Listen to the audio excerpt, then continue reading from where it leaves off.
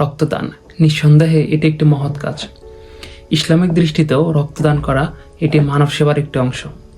আরও অসুস্থ ব্যক্তি যদি হয়, আমার আপনজন, আমার ভাই বোন, বাবা মা বা পরিবারের কোনো লোক, কে বা না চাইবে আপন মানুষটারে নিজের রক্তই দিয়ে দেই। কিন্তু এই আবেগে হইতে পারে এই প্রিয়জনের জীবনে সবচেয়ে বড় ঝুঁকির কাজ। যারে আমি আপন ভাই বা বুকে দিলাম ঠাই, তাহার কাছে আমার বুঝি কোনো মূল্য নাই। আমি যে লাইনটি বললাম, এটার একটি এক্সট্রিম উদাহরণ হইল গ্রাফ ভার্সেস হজ ডিজিজ। গ্রাফ ভার্সেস হজ ডিজিজ হইল নরমালি আপন মানুষদের কাছ থেকে রক্ত নেওয়ার মাধ্যমে হইতে পারে, যদিও সেম ব্লাড গ্রুপের রক্ত হয়। এখন মেডিকেলের ভাষায় এই ডিজিজটি সম্পর্কে আমরা কিছু জেনে আসি। হিউম্যান বডিতে যে রক্তকণিকাগুলো আছে, এগুলোকে আমরা 3 ভাগে ভাগ করি। ফার্স্ট, রেড ব্লাড সেল বা লোহিত রক্তকণিকা, সেকেন্ড, হোয়াইট ব্লাড সেল বা শ্বেত রক্তকণিকা, এবং থার্ড, প্লাটিলেট বা অনুচক্রিকা। সো এক কথায় যদি আমরা এই রক্তকণিকাগুলোর ফাংশন দেখে আসি, তাহলে আমরা দেখতে পারবো রেড ব্লাড সেল এর মেইন ফাংশন হলো অক্সিজেন সাপ্লাই করা। আমাদের হিউম্যান বডির সব অর্গানে এবং প্রত্যেকটি কোষে অক্সিজেন সাপ্লাই এটি রেড ব্লাড সেল করে থাকে। দেন হোয়াইট ব্লাড সেল বা শ্বেত রক্তকণিকা, এটি আমাদের ইমিউনো ফাংশন হিসেবে কাজ করে। আমাদের শরীরে যদি কোনো ফরেন প্যাথোজেন যেমন ব্যাকটেরিয়া, ভাইরাস বা অন্যান্য ক্ষতিকারক এলিমেন্ট এন্ট্রি নেয়, তখন হোয়াইট ব্লাড সেল এগুলোকে ডিস্ট্রয়েড করে ফেলে। দেন প্লাটিলেট, এটি হিমোলাইসিস বা রক্ত জমাট বাঁধায় কাজ করে। আমাদের অনেক সময় আমরা যে ইনজুর হয়ে যাই, এই ইনজুর বা উন্ড প্লেসে এই প্লাটিলেট রক্ত জমাট বাঁধাতে হেল্প করে। এই ডিজিজটি সম্পর্কে জানার জন্য আমাদের যে আরেকটু বিষয়ে একটু আইডিয়া নিতে হবে, এটি হলো জিন বা ডিএনএ সম্পর্কে। আমরা জানি আমাদের হিউম্যান বডির প্রত্যেকটি সেলে ডিএনএ আছে এবং ডিএনএগুলা জেনেটিক ইনফরমেশন ক্যারি করে।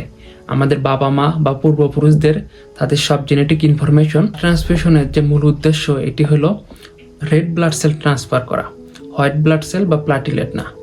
এমনকি আমাদের হিউম্যান বডি যে নিজস্ব হোয়াইট ব্লাড সেল আছে, এই ব্লাড সেলগুলাও অন্য ফরেন বডি থেকে হোয়াইট ব্লাড সেল তার ভিতরে এন্ট্রি করতে দেয় না, সে এগুলা প্রতিরোধ করে এবং ডিস্ট্রয়েড করে ফেলে। সো এই ডিজিজটির মূল ফাংশন এখানেই। আমরা আগে বলেছি যে হোয়াইট ব্লাড সেলের মেইন ফাংশন হলো ফরেন যে কোনো এলিমেন্টরে হিউম্যান বডিতে ডিস্ট্রয়েড করে ফেলা। সো এখন যদি আমরা অন্য কোনো ব্যক্তি, আমাদের পরিবার বা আত্মীয় স্বজনের বাহিরে অন্য কোনো ব্যক্তি থেকে রক্ত আমাদের শরীরে নেই, তখন কি হবে যে সেম ব্লাড গ্রুপের রক্ত হইলে হবে আমার শরীরে থাকা হোয়াইট ব্লাড সেল সে ফরেন বডি থেকে আসা রক্তকণিকার ভিতরে হোয়াইট ব্লাড সেলগুলো ডিস্ট্রয়েড করে ফেলাবে এবং জাস্ট রেড ব্লাড সেল বা লোহিত রক্তকণিকা থাকবে।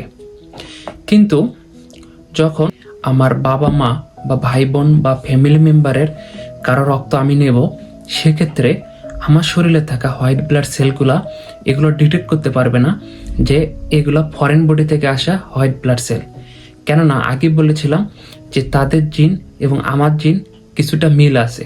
এই জিনের ম্যাচিংয়ের হওয়ার কারণে আমার শরীরের হোয়াইট ব্লাড সেল সেগুলা ফরেন বডি থেকে আসা হোয়াইট ব্লাড সেল ডিস্ট্রয়েড করবে না। But on the other hand, আমার হোয়াইট ব্লাড সেল আমার ফ্যামিলি মেম্বার থেকে নেওয়া তাদের রক্তের হোয়াইট ব্লাড সেলগুলারে অ্যাটাক না করলেও তাদের হোয়াইট ব্লাড সেলে যে ইনফরমেশন রয়েছে সে অনুযায়ী তারা দেখবে আমার রক্তের হোয়াইট ব্লাড সেলের সাথে তাদের রক্তের হোয়াইট ব্লাড সেলের ফুল ম্যাচ নাই। হয়তো বা 50% থাকতে পারে বা 25%, বাট ফুললি নাই।